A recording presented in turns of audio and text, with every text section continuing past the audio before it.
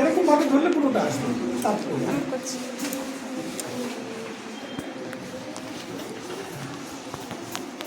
আচ্ছা, তাহলে কি কি গুণের প্রয়োজন?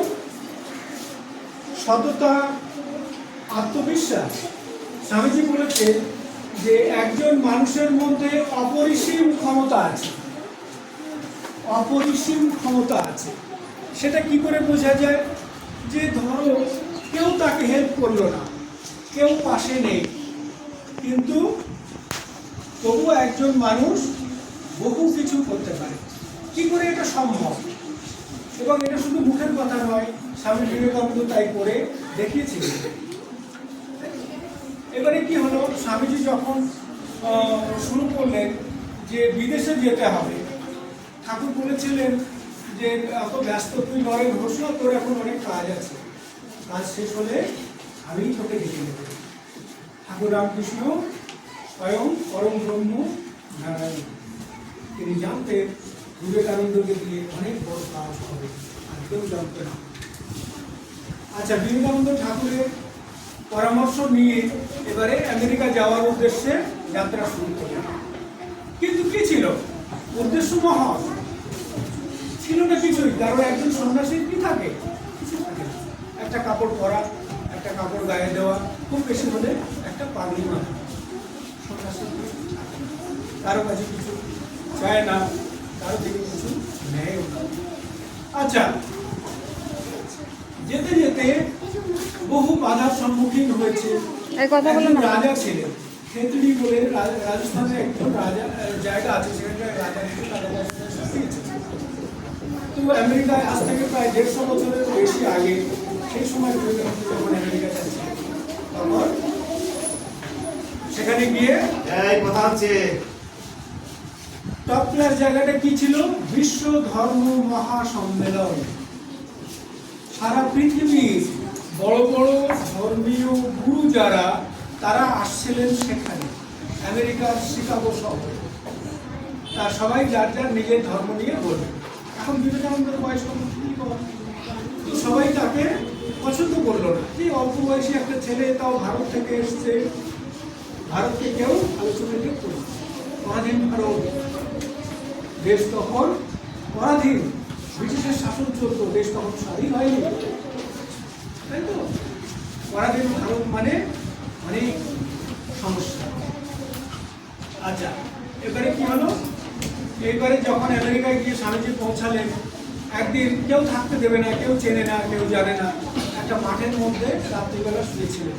ফল বিক্রি হয়, এরকম একটা কাঠের শীতের রাত, প্রচন্ড ঠান্ডা, তো সেখানে শুয়েছিলেন। পরদিন সকালে উঠে দেখছেন মানে প্রচন্ড শীতে শরীর খারাপ লাগছে, খাওয়া নেই, থাকার জায়গা নেই, অনেক কষ্ট।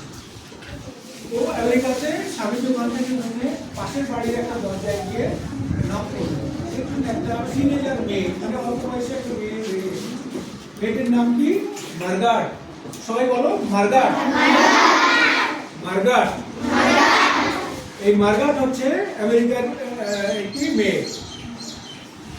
তো সে মেয়েটি জানতে চাইলো যে কি ব্যাপার। স্বামীজি বললেন, আমি ভারত থেকে এসেছি দেশের উদ্দেশ্যে, কিন্তু আমার কাছে কিছুই নেই। মার্গাট বললো, ঠিক আছে, আপনি ভেতরে আসুন, আমি আপনার সব ব্যবস্থা করে দিচ্ছি। সেই মার্গাট সমস্ত ব্যবস্থা স্বামীজি।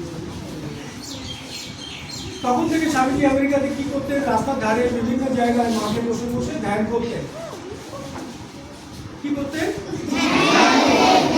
মেডিটেশন, মানে ধ্যান করতেন।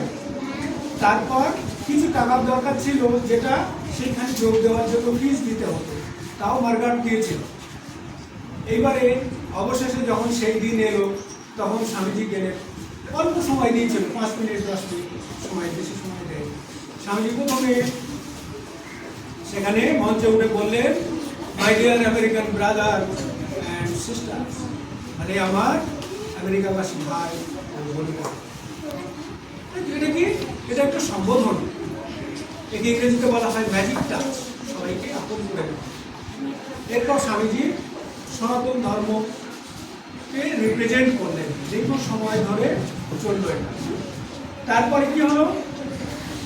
তারপর যখন স্বামীজি একদিন সকালে মার্গারেটের বাড়িতে বসে আছে, খবরের কাগজ পড়ছিল। তো একদিন খুব শিল্পপতি লোক, ধনী লোক দেখা করতে এসেছে স্বামীর সাথে। সবাই চুপ করে থাকে। খুব বোঝার ব্যাপার। আজকে রামকৃষ্ণ মিশনের ভিত্তি স্থাপন করা হচ্ছে, এটা খুব গুরুত্বপূর্ণ ব্যাপার। তো তিনি জিজ্ঞাসা করলেন যে আপনার তো খুব নাম ছড়িয়ে পড়েছে আমেরিকাতে, তো আমি একটু আপনার সাথে কথা বলতে চাই। কিন্তু স্বামীজি তার দিকে ফিরেও তাকালেন না, গুরুত্বই দিলেন না। কিন্তু একটা কথা বললেন যে আপনি তো বহু ধনী, প্রচুর বিষয় সম্পত্তির মালিক, দান ধ্যান কি করেন? ভদ্রলোক বললেন না, আমি দান ধ্যান করি না, শুধু নিজেই ভোগ বিলাস করি। স্বামীজি বললেন দান করুন, দানের জন্য। এরপর ভদ্রলোক কি করলেন? এরপর ভদ্রলোক চলে গেলেন। চিন্তা হলেন, যেহেতু ধনী লোক, গুরুত্ব দেয়নি। পরে প্রেস কনফারেন্স ডাকলেন, সমস্ত সংবাদ মাধ্যমকে খবর দিলেন। সংবাদ মাধ্যমকে বললেন যে আমি বহু কিছু দান করবো, কিন্তু আমার নাম যেন সবার আগে প্রচার হয়। ধনী লোক তো সব প্রচার করতে চায়, তাই হলো। তারপরে আবার সেই খবরের কাগজ নিয়ে মার্গারেটের বাড়িতে স্বামীজির কাছে এলেন। বললেন দেখুন, আপনি কি খুশি হয়েছেন? স্বামীজি বললেন আমার খুশি হওয়ার কিছু নেই, কারণ আমি তো সন্ন্যাসী, আমার কোনো প্রয়োজন নেই, আমার কিছু দরকার নেই। কিন্তু আপনি যে দান করেছেন এটা আপনারই। তারপরে কি হলো? তারপর স্বামীজি যখন ওই যে মার্গারেট বলে মেয়েটি ছিল, এই মেয়েটি স্বামীজির সাথে আমেরিকা ও ইংল্যান্ডে বিভিন্ন জায়গায় ঘুরে বেড়াতো এবং শুনতো, স্বামীজির ভাষণ শুনতো, শুনে শুনে শুনে শুনে সঙ্গে থাকতো, শুনতো।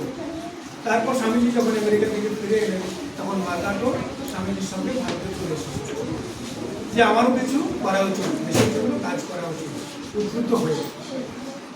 তাহলে আমাদের ভারতের গুরুত্বটা কোথায়?